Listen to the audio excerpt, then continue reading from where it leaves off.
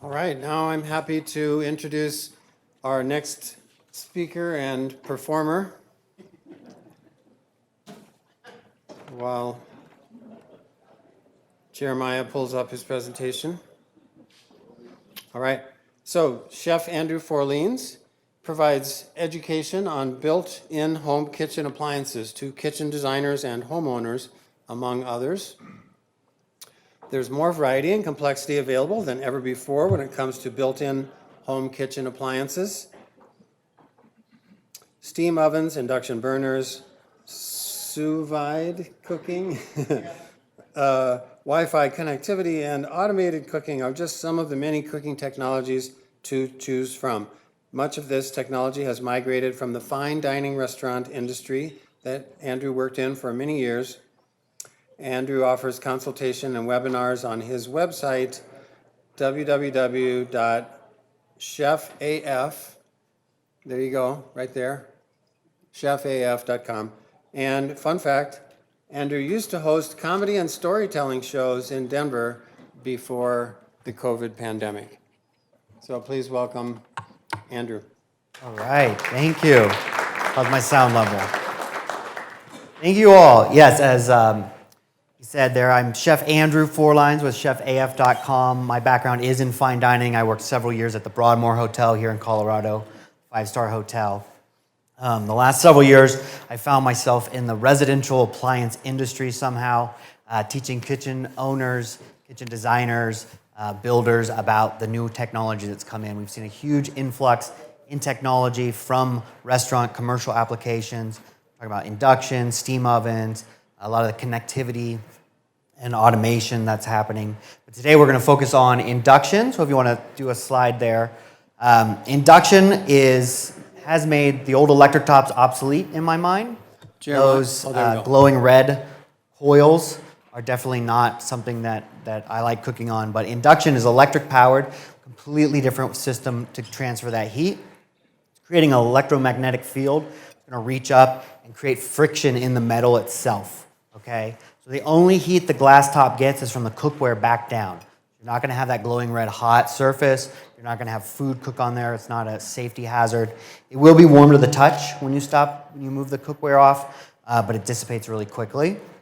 I'm going to turn this one up so we can see how quickly it'll come to a boil and then how responsive it is when I do shut it down. So the old electric tops, we had to move the cookware off to stop the cooking process, and then all that heat would go into the home, right? Induction's 90% efficient. 90% of the energy we're using is converted to cookable, usable heat. The old electric tops are about 75% efficient. Gas is 40% efficient. So 60% of the gas is going right around the pan before that can absorb the heat, which impacts your air quality, which also necessitates a lot of ventilation.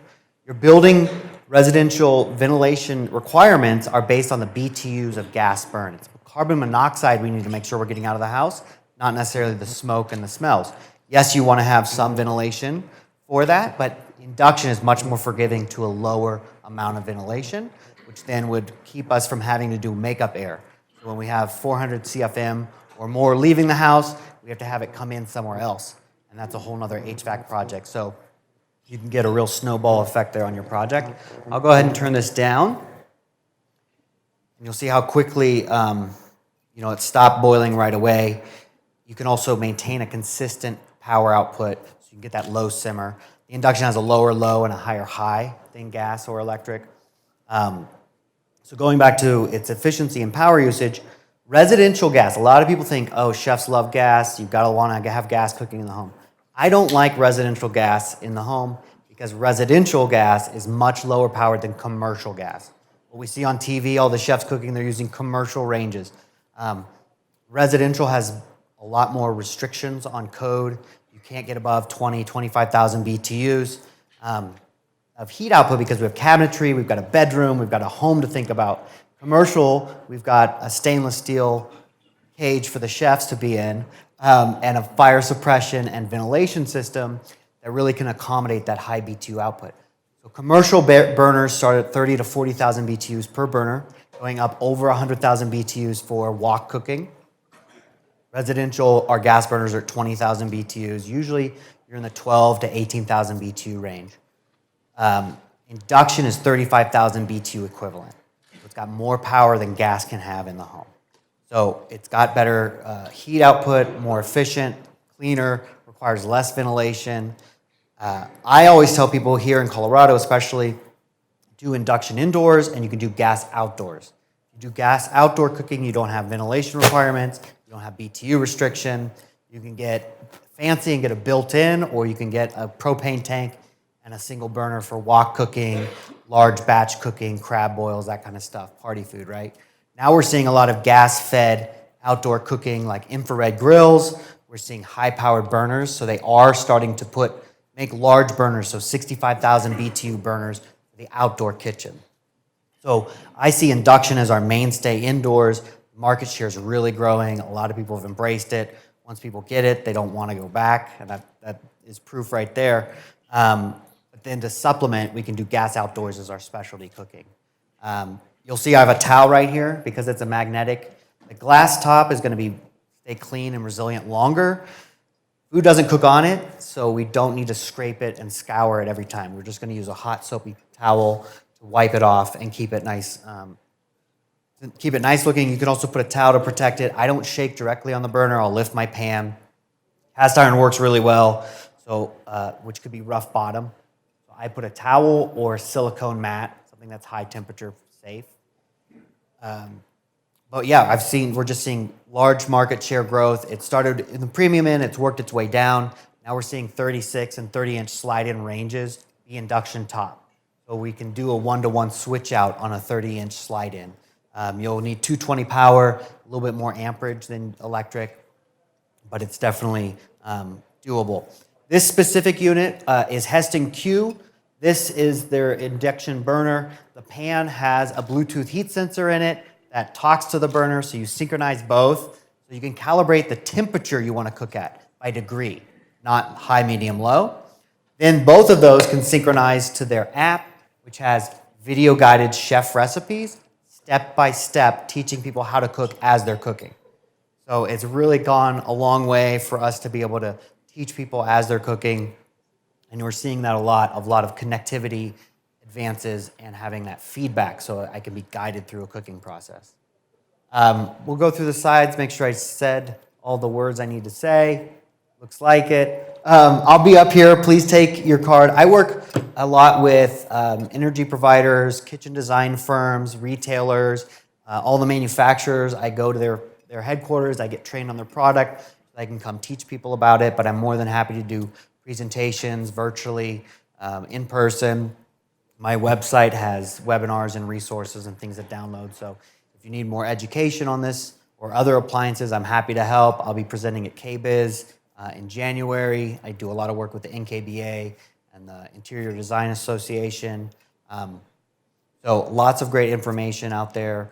There's a lot of fun, exciting product, and I'm happy to share that information and also educate.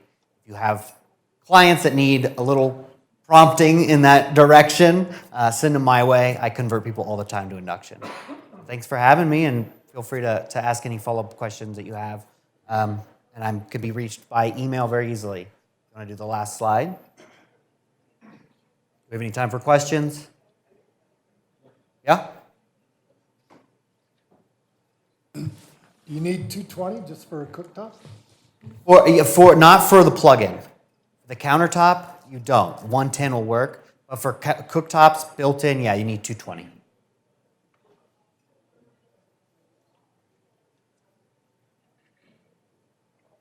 Yeah? What's the average cost of a full induction stove and oven combo these days? Yeah, thankfully I haven't done any direct sales, so I just do the education piece. The price is coming down. It's going to be more expensive than the electric. The cooktops are getting to be comparable gas to induction in pricing. I think around the $2,000 mark is where we're going up from, yeah. I'm a home builder. I'll be talking in a moment about this, but the commercial cost of induction, and I wouldn't have said this 6 months ago, it is not a big deal. and I'll show why, I'll show where. Frigidaire, Whirlpool, all have great ones. Yep. You know, the big issue is converting from 110 to 220. Getting that amperage and getting that new circuit spot. That's where the real pain is. So from a retro perspective, that's the challenge. From a new build perspective, it's manageable. And so we're looking at Folger Milano is an Italian induction range company. I like them, and I want ranges that are induction that have knobs. Yep. The chief complaint I've heard from people, other than the fact that the pots and pans, is I don't like the glass because my fingers are dirty from cooking, and I can't slide and modulate the temperature. And so knobs are what people want, because that's normal. And so if we can create knobs, Whirlpool, Frigidaire, finally doing it. And all of this I've learned in the last 90 days. Yeah, I've got a lot to learn, and I still learn a lot. Yeah, that's a great point. The knobs also for people with vision impairment, they need to be able to feel, right? So we're seeing a lot of brands doing the knobs, getting us that traditional look, but with the induction top. And cookware, a great point I need to mention. So it doesn't need to be induction specific, it just needs to be induction compatible, which means magnetic. If a magnet sticks to your pan or pot, it's gonna work. Cast iron works really well. Most manufacturers of cookware are making at least an induction ready line, if not all of their stuff induction ready. But most is aluminum and copper are not magnetic. Aluminum I don't cook with regardless the heat method. It's just not a great metal. It's real spotty and the metallic flavor leaches out with acidic food. So stainless steel depends on the brand and the make. Most stainless steel pans are, the all clad is kind of the top deal. It's called all clad because it's all clad in stainless. It's got different layers of metal internally. Each metal has different properties. So aluminum accelerates, gets heat really quickly. Copper transfers heat really well, and then iron holds heat really well. So by getting different layers, we're able to get the benefits of all of those. And so it really is just a check if it's induction ready. The cookware should say that, or just anything you have, if a magnet sticks to it, you're good to go. Yeah. Thank you. Yeah, my wife's a fantastic cook, and she swore by her gas cooktop. But so we went ahead and bought a two burner, like $150 just to try it. And it worked great. She started not using the gas furnace anymore. But one thing I did is I did a little test as far as boiling water, a quart of water, and it boils water like 4 or 5 times faster than a cooktop. Rather than the gas burner, it's really good. I did have a question. What were you saying about the cloth and the silicone? Do you actually use that when you're cooking? Or? Yeah, so I've got this on right here. Yeah. Yeah, it's because it's not a relay system. It's not sending the heat up through the contact. It's the magnetic field generating the heat in the metal itself. It jumps right through. So something thin, we use a lot of silicone mats because they're good for up to 500, 550 degrees. And then they don't melt, they just kind of discolor if they get too hot. Yeah, thank you. I highly recommend it. Yep. Yep. I guess I was curious if it's boiling quite quickly at elevation, can it still cook grains and beans and stuff that's really hard to cook at 10,000 feet? Right. So that's more of a food science question. She was saying at high elevation, can you cook beans and rice? The issue being that our water boils at a lower temperature. There's less atmospheric pressure to keep the water in. It jumps out at a lower temperature. So here in Denver, we're at 202 instead of 212, which is sea level. When we're getting higher up in elevation, it's going to be lower and lower. So the water is going to evaporate before it has time for the food to cook and absorb it, right? So rice can be really tricky. I use a rice cooker, or Instapot can be a good solution because it's creating the pressure that we don't have, right? It's like when I go on a trip to sea level, you all have your coffee and tea is just way too hot. Whereas here, we get it and it steeps, it's a lower temperature, and we can drink it. But that's just, something to get used to. Yeah, we love our Instapot. Yeah. But yeah, I was just curious about that. Yeah, and the funny thing with that is, because we're seeing a lot of embracing of specialty ovens, so steam ovens, which do come from commercial space, where we have a full convection oven and then also a full steam generator. You can steam in there, you could bake, or you can mix both, and we can roast with humidity. So it really benefits us here in this elevation to have a 10, 20% humidity. We're still gonna get browning on our meat. We're still getting roasting. It's just not gonna dry out. But I've seen some of those, you do have to go into the settings and say, hey, boiling isn't 212 here, it's much lower. Otherwise, it can get stuck in a preheat cycle indefinitely because we can never get steam to that high temperature. That's the DJ for later. I'll ask one quick question. So we talked about the cooktops. What's inside the oven? Inside the oven? For these- Yeah, induction is just a burner technology. It's just surface cooking. When we get ovens, we're talking about convection. And convection just means we've got a fan moving the air around. As food absorbs heat, the air around it is going to get colder. So we need to be able to replenish that heat source quicker. So we're seeing convection is really a mainstay, but gas and electric, I go with electric ovens. They're more efficient. You can calibrate them so they're not having as much variance. Gas ovens do burn a little moister so they don't dry things out as much. But steam ovens, we're able to calibrate both. We're able to do both of those, and we're seeing those getting bigger and bigger to where they're almost a full 28-inch oven.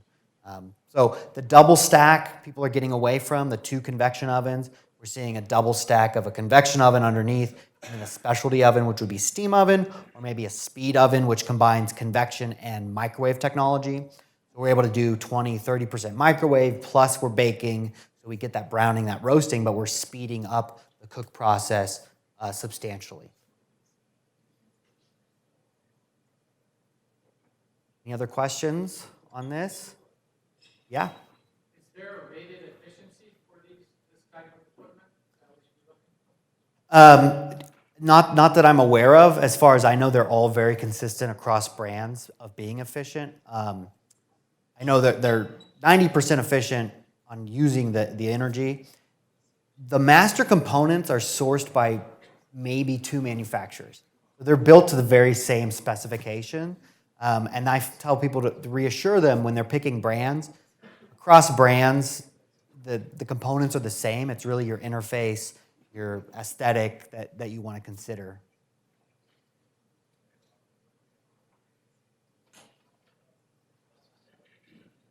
That's it. Well, thank you all for having me here.